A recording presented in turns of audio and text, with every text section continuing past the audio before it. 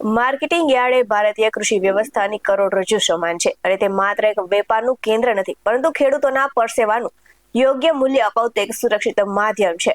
તો ખેતરથી બજાર સુધીની સફરમાં માર્કેટિંગ યાર્ડ એક એવું પ્લેટફોર્મ પૂરું પાડે છે કે જ્યાં માંગ અને પુરવઠાના આધારે ખેડૂતો પોતાની મહેનતનું વળતર મેળવી શકે છે. ત્યારે ખેડૂતો રાજકોટ માર્કેટિંગ યાર્ડમાં શું ભાવ મળી રહ્યા છે અને કેટલી આવક નોંધાઈ રહી છે, ચાલો જાણીએ. નમસ્કાર દર્શક મિત્રો, BS9 TV ન્યૂઝમાં આપની સાથે હું છું નેહા પટેલ. જગતના તાત ગણાતા ખેડૂતોની મહેનત હવે રંગ લાવી રહી છે. તો રાજકોટનું બેડી માર્કેટિંગ યાર્ડ અત્યારે મરી મસાલા, અનાજ અને શાકભાજીની આવકની સાથે ફળોની આવકથી પણ ઉભરાઈ રહ્યું છે. તો દાણા ધાણીની મબલખ આવક સાથે બટાકાએ પણ રેકોર્ડ બ્રેક આવક સાથે એન્ટ્રી મારી છે.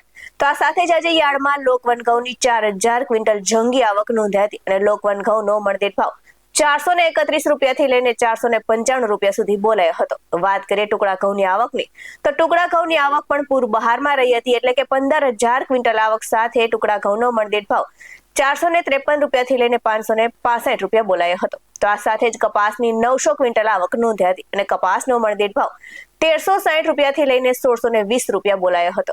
વાત કરીએ ચણાની આવકની, તો ચણાની આવક સાથે એટલે કે ચણાની 3200 ક્વિન્ટલ આવક નોંધાઈ હતી અને ચણાનો મણદીઠ ભાવ 925 થી લઈને 1050 બોલાયો હતો. આ સાથે જ વટાણાની પણ આવક જોવા મળી હતી, એટલે કે વટાણાની 1675 ક્વિન્ટલ આવક સાથે વટાણાનો મણદીઠ ભાવ 840 થી લઈને 1264 બોલાયો હતો. તો વાત કરીએ સફેદ જુવારની, તો સફેદ જુવારની 925 ક્વિન્ટલ આવક નોંધાઈ હતી અને જુવારનો મણદીઠ ભાવ 800 થી લઈને 1012 રૂપિયા બોલાયો હતો. તો સૂકા મરચાની 120 ક્વિન્ટલ આવક નોંધાઈ હતી અને સૂકા મરચાનો ભાવ 2400 રૂપિયાથી લઈને 7800 રૂપિયા સુધી બોલાયો હતો. તો વાત કરીએ એરંડા, સફેદ તલ, કાળા તલ, જાડી ઝીણી મગફળી જેવા તેલીબિયાની આવકની, તો સાથે જ જાડી અને ઝીણી બંને મગફળીની આવક 600 ક્વિન્ટલ નોંધાઈ હતી અને જાડી મગફળીનો મણદીઠ ભાવ 1050 થી લઈને 1540 બોલાયો હતો. તો ઝીણી મગફળીનો ભાવ 1070 થી લઈને 1551 બોલાયો હતો અને આ સાથે જ ધાણીની આવક 9400 ક્વિન્ટલ નોંધાઈ હતી અને ધાણીનો મણદીઠ ભાવ 1950 થી લઈને 2535 બોલાયો હતો. તો ધાણાની આવક રહી હતી ને સાથે જ ધાણાની 11200 ક્વિન્ટલ આવક સાથે ધાણાનો મણદીઠ ભાવ 1075 થી લઈને 2075 રૂપિયા સુધી બોલાયો હતો. તો મેથીની 2800 ક્વિન્ટલ આવક સાથે મેથીનો મણદીઠ ભાવ 850 રૂપિયાથી લઈને 1550 બોલાયો હતો.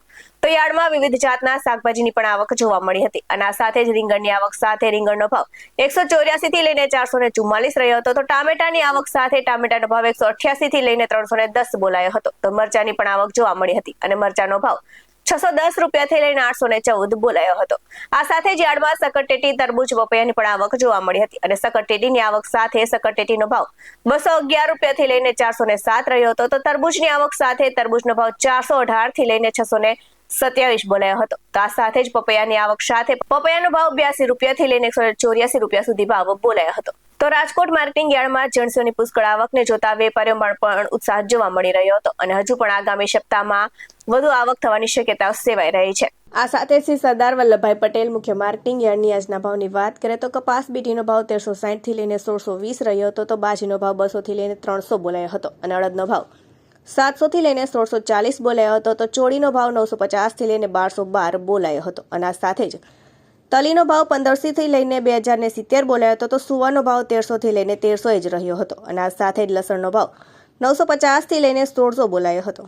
આ સાથે જ વાત કરીએ શ્રી પોપટભાઈ સોરઠિયા સબ માર્કેટિંગ યાર્ડની શાકભાજીના ભાવની, તો લીંબુનો ભાવ 1091 થી લઈને 2589 રહ્યો હતો. આ સાથે જ બટાકાનો ભાવ 81 થી લઈને 224 રહ્યો હતો. તો સુરણનો ભાવ 1021 થી લઈને 1224 રહ્યો હતો. રીંગણનો ભાવ 184 થી લઈને 444 રહ્યો હતો અને ગુવારનો ભાવ 902 રૂપિયાથી લઈને 1189 રહ્યો હતો. તો સરગવાનો ભાવ 423 થી લઈને 911 રહ્યો હતો અને સાથે જ વટાણાનો ભાવ 418 થી લઈને 627 બોલાયો હતો.